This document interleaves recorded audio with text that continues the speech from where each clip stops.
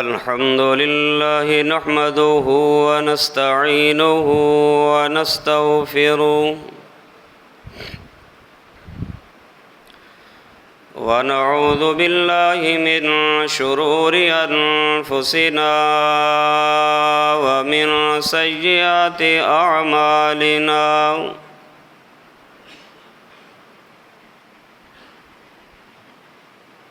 من يهده الله فلا مضل له ومن يضلله فلا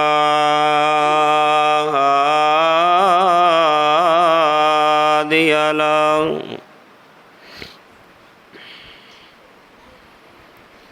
وأشهد أن لا إله إلا الله وأشهد أن محمدًا عبده ورسوله اللهم صل على محمد وعلى آل محمد كما صليت على إبراهيم وعلى آل إبراهيم إنك حميد مجيد اللهم بارك على محمد وعلى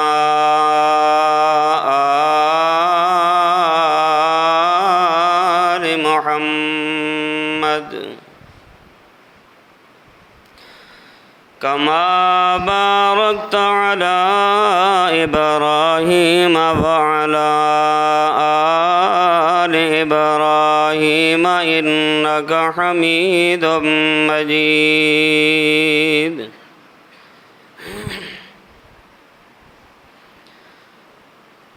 أما بعد فأعوذ بالله السميع العليم من الشيطان الرجيم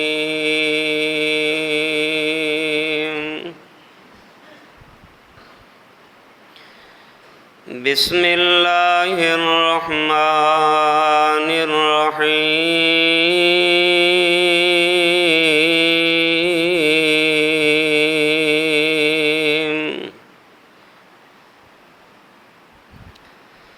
وإنك لعلى خلق عظيم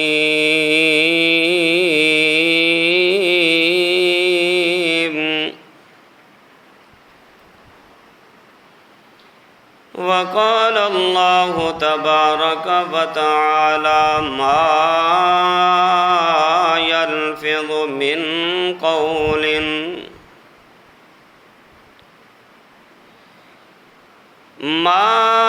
يلفظ من قول إلا لديه رقيب عتيد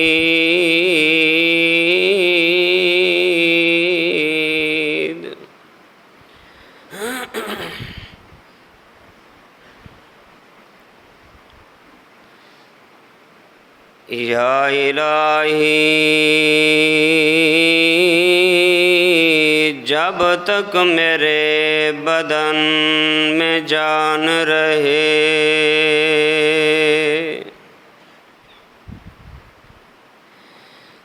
میری یہ تمنا ہے کہ میرے لب پہ تیرا قرآن رہے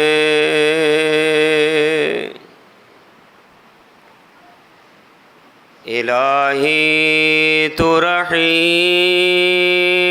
ہے تو کریم ہے تیری ذات سب سے عظیم ہے تو کرم اپنا عطا مولا تیرے کرم پہ ہم کو یقین ہے آمین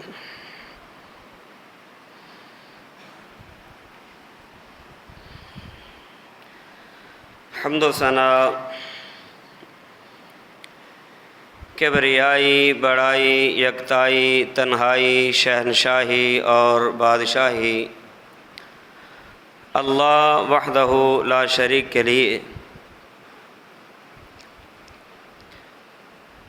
بے شمار درود و سلام امام الانبیاء خاتم الانبیاء جناب محمد الرسول اللہ صلی اللہ علیہ وآلہ وسلم کی ذات گرامی کے لیے۔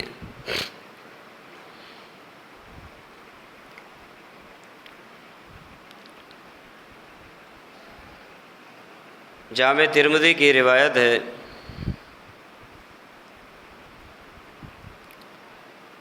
سیدنا ابو سعید خدری رضی اللہ تعالی عنہ بیان کرتے ہیں،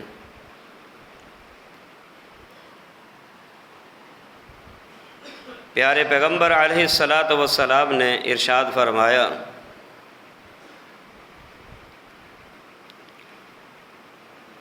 اذا اصبح ابن آدم فإن الأعداء كلها تكفر اللسان،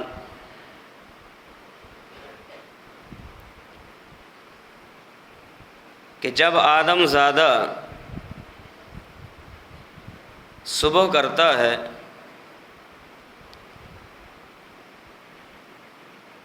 صبح کے وقت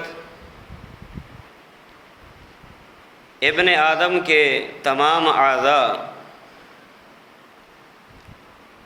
بڑی ہی عاجزی کے ساتھ اور انکساری کے ساتھ اور تواضع کے ساتھ یہ سارے اعضاء مل کے زبان سے کہتے ہیں،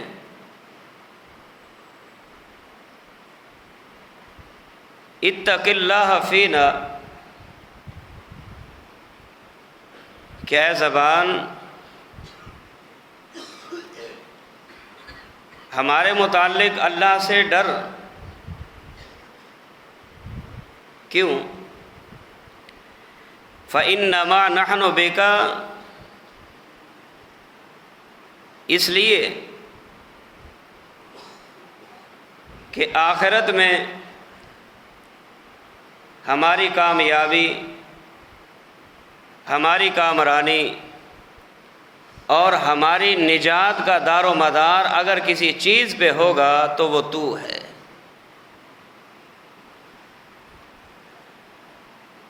اگر تو صحیح رہی، ہمارے پورے اعضاء، ہمارا پورا جسم صحیح اور سلامت تندرست، اور اگر تو بگاڑ کا شکار ہو گئی تو پھر سمجھ لینا کہ ہمارا پورا کا پورا جسم جو ہے وہ بگڑ گیا۔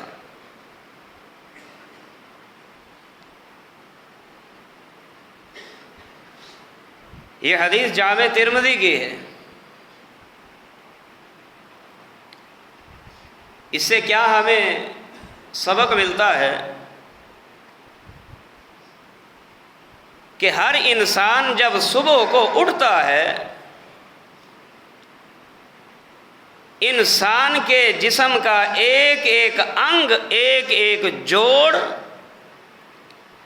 زبان کے سامنے ہاتھ جوڑ کے کہتا ہے کہ اے زبان، تو اگر صحیح ہماری نجات، تو اگر بگڑ گئی ہماری ناکامی ہے۔ اس لیے کہ انسان کی پہچان اگر ہوتی ہے تو انسان کے قول اور بول سے۔ انسان پہچانا جاتا ہے زبان کی ادائیگی سے، انسان پہچانا جاتا ہے اقوال کی ادائیگی سے، انسان کا پتہ چلتا ہے اس کی گفتگو سے۔ گفتگو سے ہی اندازہ لگایا جا سکتا ہے کہ بندے کا معیار کتنا بلند ہے اور بندہ کس اندازے کا ہے اور کس طرح کا ہے، یہی زبان بتا دیتی ہے۔ اللہ اکبر۔ گزشتہ سے پیوستہ جمعہ بھی آپ نے سماعت فرمایا جس کا عنوان تھا کہ جنت میں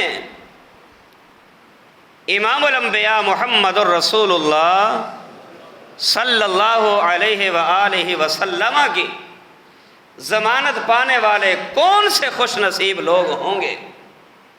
ان میں کا ایک آپ نے گزشتہ سے پیوستہ آپ نے سنا، اور اسی بات کا تتمہ آج آپ سنیں گے۔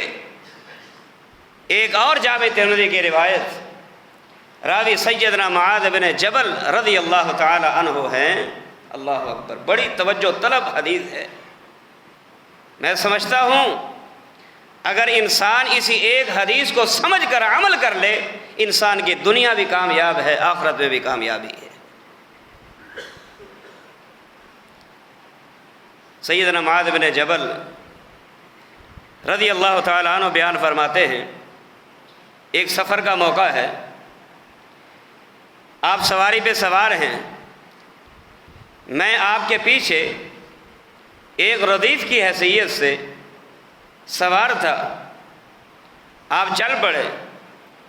چلتے چلتے میں نے پیارے پیغمبر علیہ الصلاۃ والسلام سے عرض فرمایا، میں نے عرض کیا، محبوب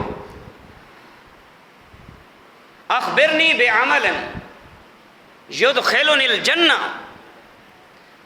اخبرنی بعمل یدخلنی الجنہ ویباعدنی من النار۔ محبوب مجھے کوئی ایسا عمل بتا دیجئے کہ جس کے کرنے کے بعد اللہ مجھے جنت کا داخلہ عطا فرما دے اور جہنم سے اللہ دوری عطا فرما دے۔ سبحان اللہ، کامیاب ہو گیا وہ بندہ جو جہنم سے بچ گیا، جنت کا مالک بنا دیا گیا، وہ بندہ کامیاب ہے۔ فمن زحزح عن النار وادخل الجنۃ فقد فاز، جو قیامت کے دن جہنم سے بچا لیا گیا، جنت کا داخلہ عطا فرما دیا گیا، فقد فاز، یقیناً وہ بندہ کامیاب ہے۔ حضرت معاذ رضی اللہ تعالی عنہ نے عرض کیا، محبوب ایسا عمل بتائیں جو میں کروں جس کے کرنے سے اللہ مجھے جنت عطا فرما دے اور جہنم سے مجھے دوری حاصل ہو جائے۔ امام الانبیاء صلی اللہ علیہ وسلم نے ابھی جواب نہیں دیا، سوال کا جواب دینے سے پہلے آپ علیہ الصلاۃ والسلام نے کیا فرمایا؟ فرمایا، معاذ لقد سألتنی عن عظیم وإنه لیسیر علی من یسرہ اللہ علیہ۔ فرمایا، معاذ سوال تو نے بہت بڑا کیا ہے، لیکن اگر عمل کرنے والا اس پر عمل کر گزرے تو عمل کرنے والے کے لیے وہ کام بڑا ہی آسان ہے۔ سوال بڑا ہے، اگر سمجھنے والا سمجھ کے عمل کرنا شروع کر دے، عمل کوئی مشکل نہیں، عمل بہت آسان ہے۔ اب سنیے، فرمایا پہلی چیز جو جہنم سے بچائے گی، جنت میں لے جائے گی، فرمایا تعبد اللہ۔ فرمایا معاذ اللہ کی عبادت کیجیے، ولا تشرک بہ شیئا، اس کی عبادت میں کسی کو شریک مت ٹھہرائیے، اس لیے کہ عبادت کا حقدار اکیلا اللہ ہے، سجدوں کا حقدار اکیلا اللہ ہے، نظر و نیاز کا حقدار اکیلا اللہ ہے، منت کا حقدار اکیلا اللہ ہے، ہماری تمام تر عبادات کا حق رکھنے والا اکیلا اللہ ہے۔ فرمایا معاذ اگر جنت میں جانا چاہتا ہے، جہنم سے بچنا چاہتا ہے، اللہ کی عبادت میں کسی کو شریک نہیں ٹھہرانا ہوگا۔ دوسری چیز امام الانبیاء نے بیان فرمائی، وَتُقِيمُ الصَّلَاةَ، نماز کی ادائیگی کرنا ہوگی، نماز کو پڑھنا ہوگا۔ اگر جنت لینا چاہتا ہے، جہنم سے بچنا چاہتا ہے، اللہ کی عبادت کے ساتھ ساتھ نماز کی ادائیگی ہوگی۔ اس کے بعد تیسرے نمبر پہ امام الانبیاء صلی اللہ علیہ وسلم نے فرمایا وَتُؤْتِ الزَّكَاةَ، زکوٰۃ ادا کرنا ہوگی۔ جس بندے کا مال سال گزر جائے، نصاب زکوٰۃ تک پہنچ جائے، زکوٰۃ فرض ہو جاتی ہے، امام الانبیاء صلی اللہ علیہ وسلم نے فرمایا زکوٰۃ ادا کرنا ہوگی۔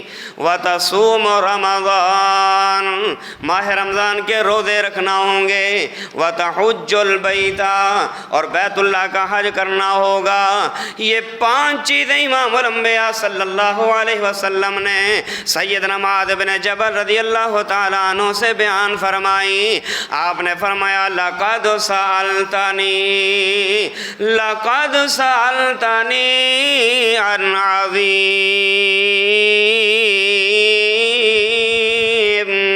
معاذ سوال تو تیرا بہت بڑا ہے، لیکن عمل کرنے والا اگر عمل کر گزرے تو عمل کرنے والے کے لیے کام بڑا آسان ہے۔ عبادت اللہ کی ہوگی، نماز اللہ کے لیے پڑھی جائے گی، زکوٰۃ سال کے بعد دی جائے گی، ماہ رمضان کے روزے رکھے جائیں گے، بیت اللہ کا حج کیا جائے گا۔ امام الانبیاء صلی اللہ علیہ وسلم نے یہ چیزیں بیان فرمانے کے بعد آپ علیہ الصلوۃ والسلام نے فرمایا الا ادلک علی ابواب الخیر، اے معاذ کیا میں آپ کو خیر کے دروازے نہ بتاؤں؟ خیر کے دروازے، ابواب جمع ہیں، اس کا واحد اور مفرد آتا ہے باب۔ باب کا معنی ایک دروازہ، ابواب کا معنی کئی دروازے۔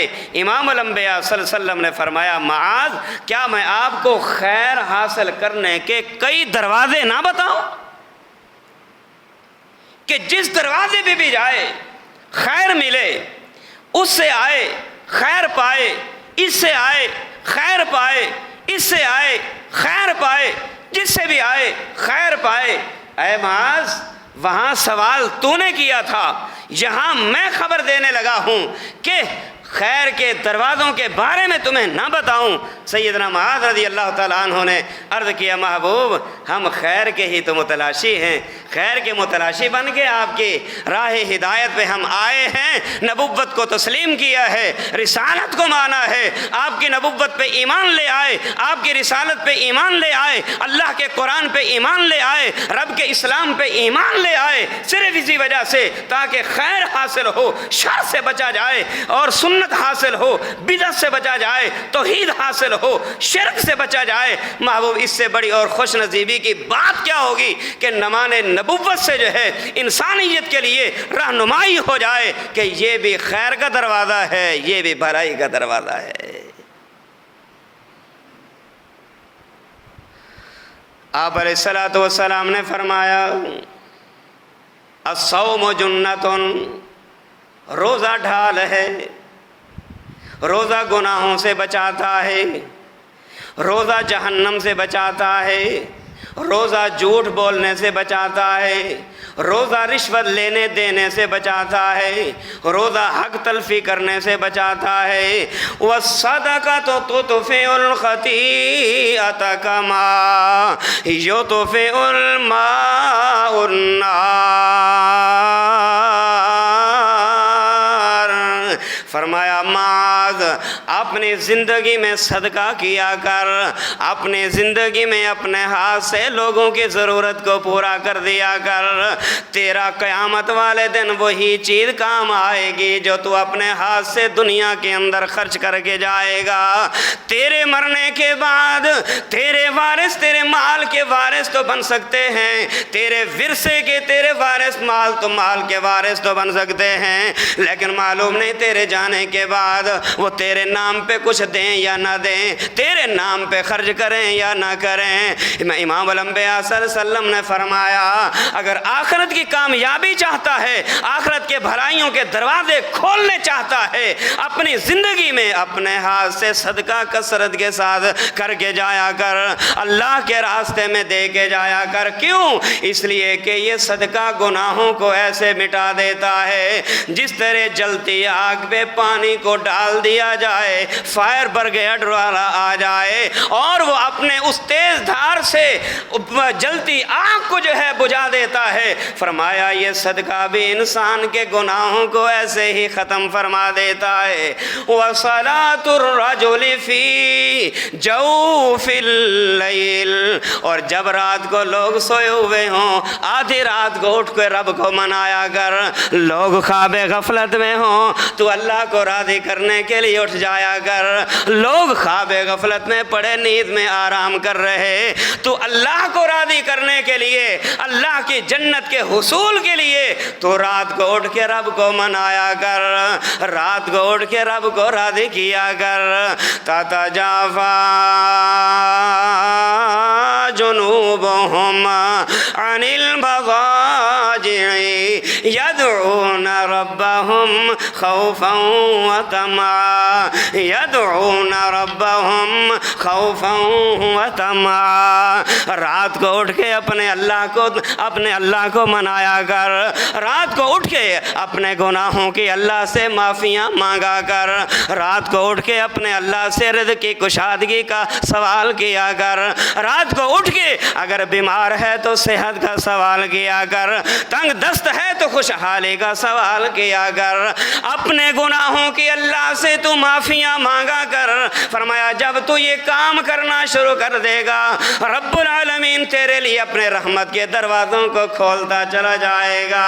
امام الانبیاء صلی اللہ علیہ وسلم نے یہی آیت پڑھی اور اس کے بعد پڑھتے پڑھتے فرمایا اے معاذ الا اخبرک بملاک ذالک کلہ، یہ جتنی چیزیں میں نے معاذ پہلے بیان کی ہیں، کیا ان ساری کی ساری چیزوں کا میں تجھے بادشاہ نہ بتاؤں؟ ان ساری چیزوں کا میں تجھے بادشاہ نہ بتاؤں؟ حضرت معاذ کہتے ہیں میں نے عرض کیا اللہ کے رسول ضرور بتائیے کہ ان ساری چیزوں کا چودھری کون ہے، ان ساری چیزوں کا وڈیرا کون ہے، ان ساری چیزوں کا بڑا کون ہے، ان ساری چیزوں کا کنٹرولر کون ہے کہ جس کے اختیار میں ساری چیز ہے، ہاتھ بھی اسی کے اختیار میں، کان بھی اسی کے اختیار میں، ٹانگیں بھی اسی کے اختیار میں، دماغ بھی اسی کے اختیار میں، لب بھی اسی کے اختیار میں، دل بھی اسی کے اختیار میں، پیٹ بھی اسی کے اختیار میں، آنکھیں بھی اسی کے اختیار میں۔ اے محبوب بتاؤ تو صحیح وہ کون سی چیز ہے؟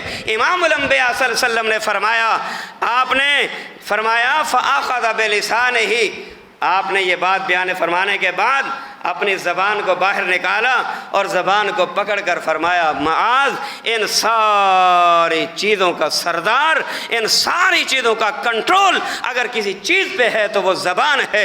اگر تیری زبان صحیح رہی تیری نماز مقبول، اگر تیری زبان کی گفتار اگر صحیح رہی تیرا روزہ قبول، اگر تیری زبان تیرے کنٹرول پہ رہی تیری زکوٰۃ قبول، اگر زبان تیری کنٹرول پہ رہی تیرا حج قبول، اگر زبان تیری کنٹرول پہ رہی تیری زکوٰۃ قبول، اگر زبان تیری کنٹرول پہ رہی تیرا صدقہ قبول، اگر زبان تیری کنٹرول پہ رہی تیرا رات کا اٹھنا قبول، اگر زبان تیری کنٹرول پہ رہی تیرے نوافل قبول، تیرے فرائض قبول، تیرے حج قبول، تیری عبادات قبول۔ اور یاد رکھ اگر زبان تیری کنٹرول میں نہ رہی، بھلے تو نمازی ہے، روزے دار ہے، حاجی ہے، نمازی ہے، قاری ہے، عالم ہے، فاضل ہے، حافظ ہے، کچھ بھی ہے، اگر ان ساری چیزوں کے ہوتے ہوئے زبان پہ اگر تیرا کنٹرول نہ ہوا، یاد رکھ ہو سکتا ہے زبان پہ کنٹرول نہ کرنے کی وجہ سے قیامت والے دن ان ساری نیکیوں کے ہونے کے باوجود بھی تمہیں جہنم کا منہ دیکھنا پڑ جائے۔